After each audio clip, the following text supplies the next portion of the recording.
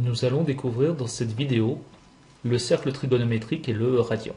Alors le cercle trigonométrique, c'est le cercle centré en l'origine du repère de rayon 1 et orienté. Alors, centré en l'origine du repère, c'est facile à comprendre. Ici, nous voyons qu'il est centré en A. De rayon 1, de la même façon. Par contre, orienté, qu'est-ce que ça veut dire exactement? Nous voyons que sur ce cercle trigonométrique, il y a un point courant, M, qui le parcourt.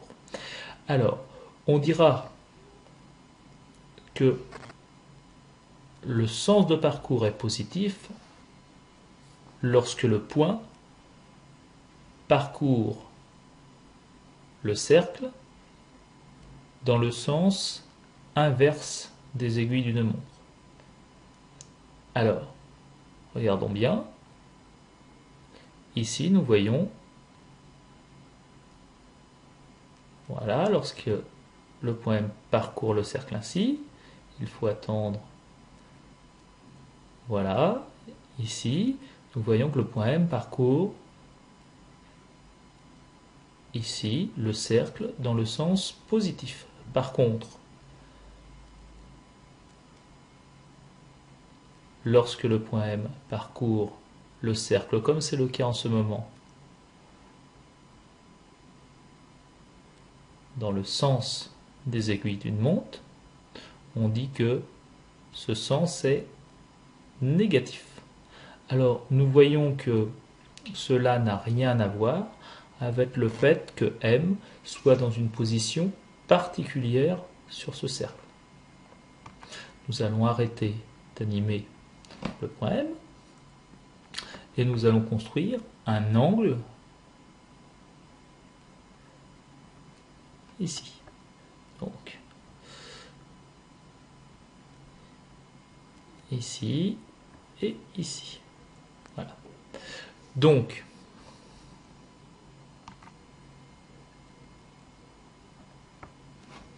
on va grossir un petit peu.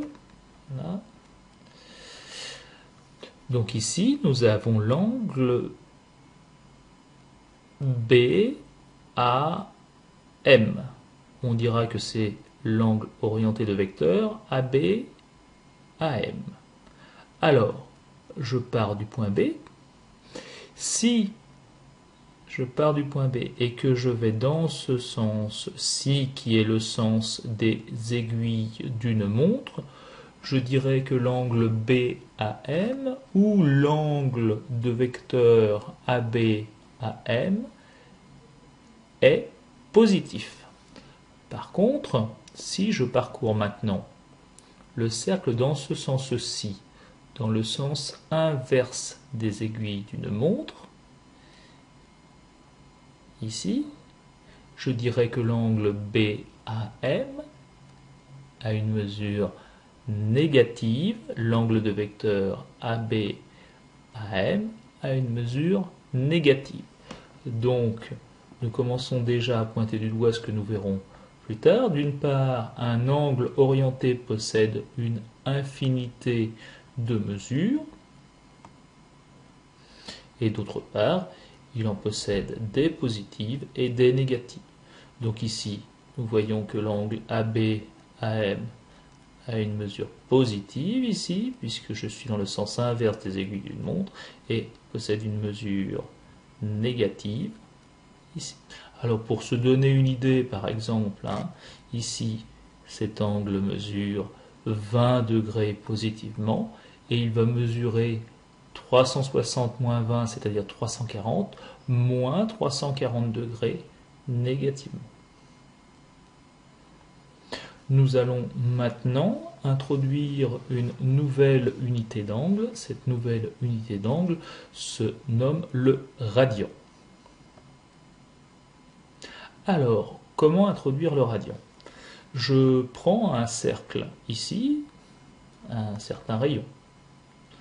Voilà, je prends un autre cercle centré sur un autre point et d'un certain rayon. Je prends un autre cercle, etc., etc., etc. En fait, je prends tous les cercles centrés en n'importe quel point de rayon quelconque.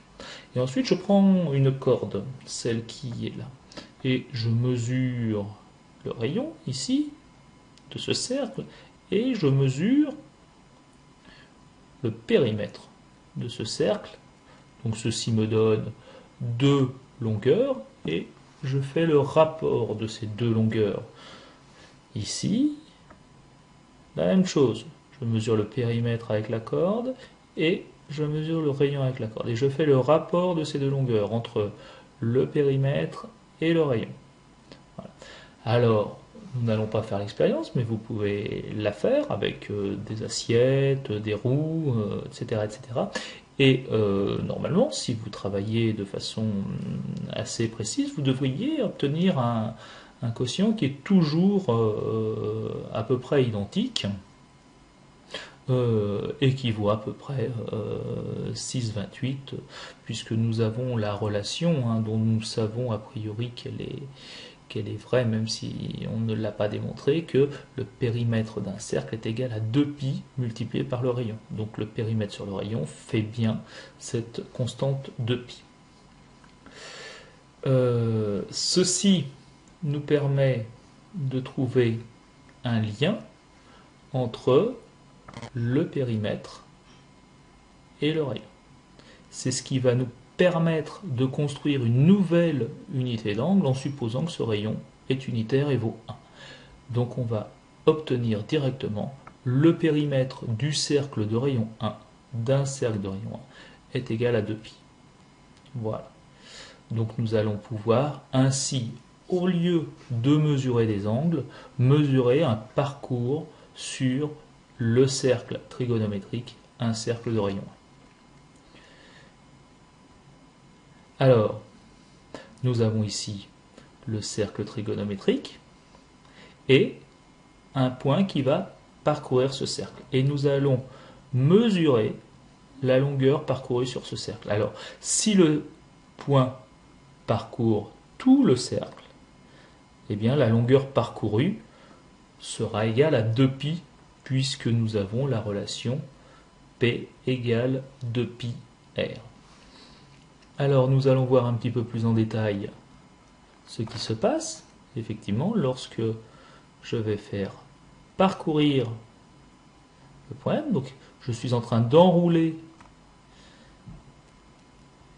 la corde précédente autour du cercle et je suis en train de mesurer la longueur parcourue, la longueur unitaire parcourue, où l'unité ici est le rayon du cercle. Donc là, j'ai parcouru 0,64. Je parcours ici. Alors on va déjà parcourir tout le cercle, voilà, et puis on va aller à rebours ensuite. Donc ici, je vois, voilà, je parcours 2π. Un petit problème, petit décalage ici, voilà, de lettres, 2π, voilà, 6,28 radians, ici, voilà, j'ai parcouru 3π sur 2, ici j'ai parcouru pi, là, pi sur 2, et là, voilà, je suis à l'origine, ici, de mon parcours. Donc, maintenant, on revient, voilà.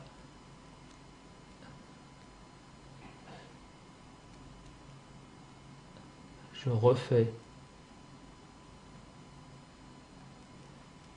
parcours. Alors, on peut poursuivre plus loin encore, pi, 2π, plus, alors combien mesure ici?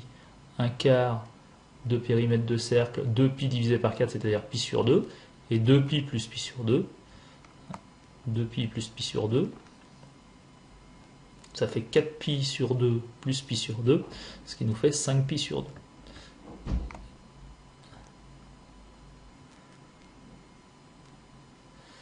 Alors, donc que représente 1 radian?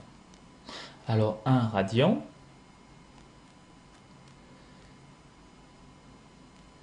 se trouve, voilà, à cette position-là, c'est-à-dire c'est la longueur parcourue ici sur le cercle qui est égale au rayon de ce cercle. Alors pi sur 2, ça fait 3,14 divisé par 2, 3,14, 3 divisé par 2, ça fait 1,5. 0,14 divisé par 2, ça fait 0,07, donc ça fait 1,57. Ici, hein, à pi sur 2, je suis à peu près à 1,57. Voilà, donc à 90 degrés en fait, hein, ça fait à peu près 1,57. Donc ici, hein, j'ai 1 radian. Voilà, donc on voit. Hein. Alors ça fait à peu près 60 degrés, semble-t-il. Hein. Alors, nous voyons à l'aide de cette représentation dynamique de l'enroulement, hein, de la droite, d'une droite sur le cercle trigonométrique,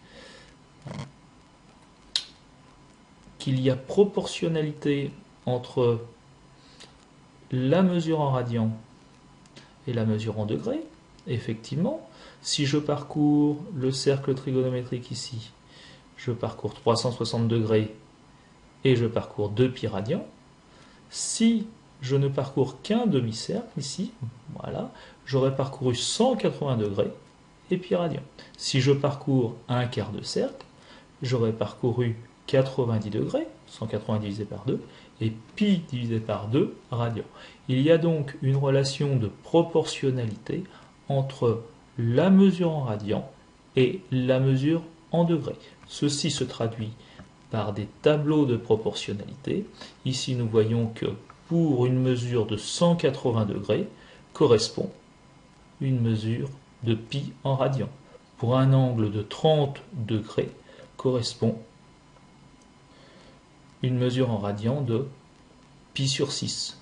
Ainsi, hein, lorsque je ne connais pas la valeur ici B en radians, je rentre une valeur de A, et cette valeur de B est égale à celle-ci multipliée par celle-ci divisée par celle-ci.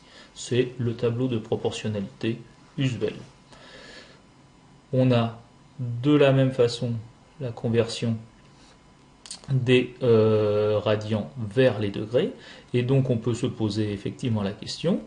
Ici j'ai toujours ma conversion 180 degrés pour pi radian, hein, c'est la position ici de ce point, voilà, hein, 180 degrés pour pi radian. Alors je vais aller jusqu'à l'affichage, voilà, l'affichage ici, et donc si j'ai 1 radian, combien de degrés ai-je?